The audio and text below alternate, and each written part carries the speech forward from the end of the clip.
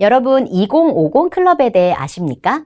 네, 바로 1인당 국민소득 2만 달러와 인구 5천만 명을 동시에 충족하는 나라들에 붙는 타이틀이죠. 세계적으로 7국가밖에 가입이 되어 있지 않습니다.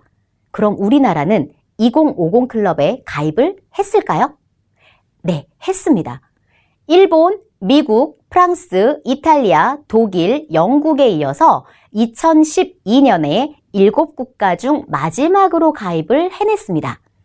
뿐만 아니라 2018년 10월에는 2050을 넘어서 3050 클럽의 대열에 함께 하게 되었다고 합니다.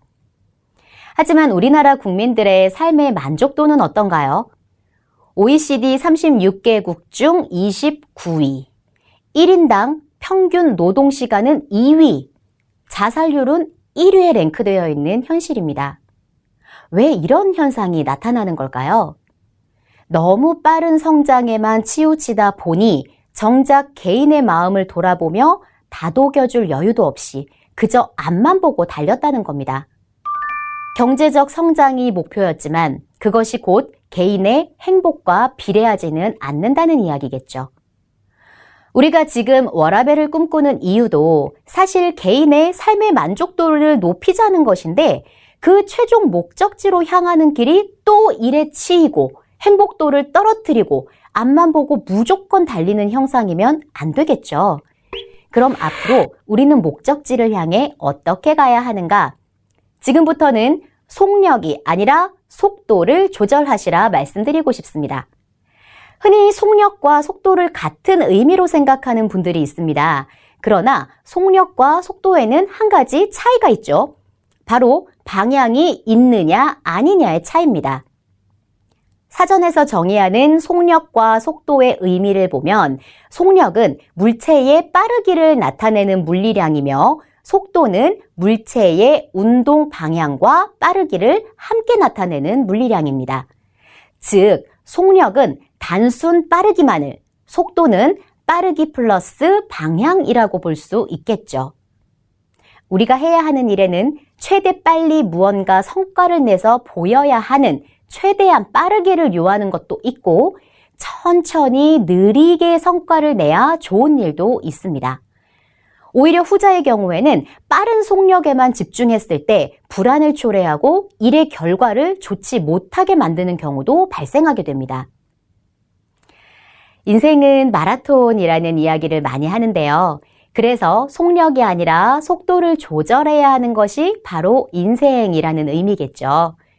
눈앞에 보이는 짧은 구간을 전속력으로 달리는 것이 아니라 내가 가야 할 길을 길게 보고 빠르게와 천천히 그리고 내가 도착해야 할 지점을 정확하게 인지하고 달려야 하는 것이 인생이라는 말입니다.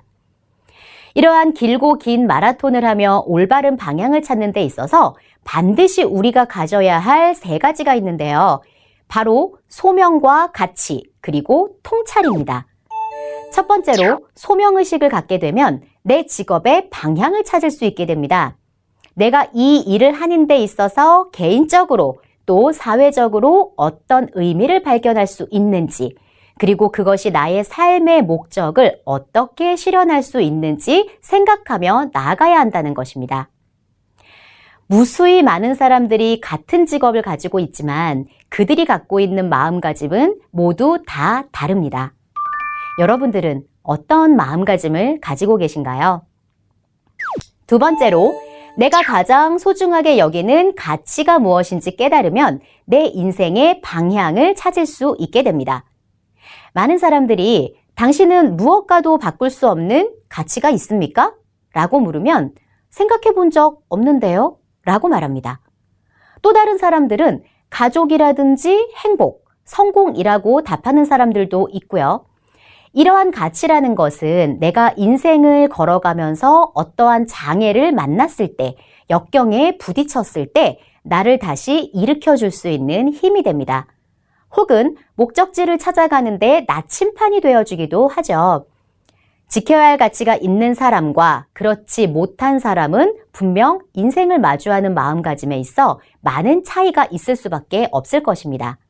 또 명확한 가치가 있는 사람은 잠시 다른 길로 접어들어도 곧 제자리를 찾고 돌아올 수 있지만 명확한 가치가 없는 사람은 한번 길을 잃으면 그대로 잘못된 길로 접어들어 평생 헤매게 될 수도 있습니다. 세 번째로 시대의 방향을 읽는 통찰력을 키우시기 바랍니다. 이러한 사람들이 바로 조직에서 혁신을 이루고 세상이 주목하는 리더가 될 수 있습니다. 감성의 시대, 소통의 시대, 융합의 시대 등 시대 변화에 따라 우리가 갖추어야 할 능력이 점점 많아지고 있습니다. 과거의 지식이나 경험에 안주해 변화에 발맞추지 않는 사람은 결국 도태될 수밖에 없는 현실인 것이죠. 이제는 과거처럼 오래 일하는 사람, 회사에서 밤 늦게까지 일하는 사람이 성실하다고 인정받던 시대가 아닙니다. 그래서 여러분은 그 변화에 발맞추기 위해 학습을 하고 계시는 걸 테고요. 조금 늦으면 어떻습니까? 조금 늦게 도착하더라도 그곳을 올바르게 가기 위한 방향과 방법을 선택한다는 것이 중요합니다. 여러분도 가고자 하는 목적지가 있으십니까? 그 목적지로 가기 위해 시간 계획을 하고 계신가요? 그럼 바로 지금 방향부터 설정하시기 바랍니다.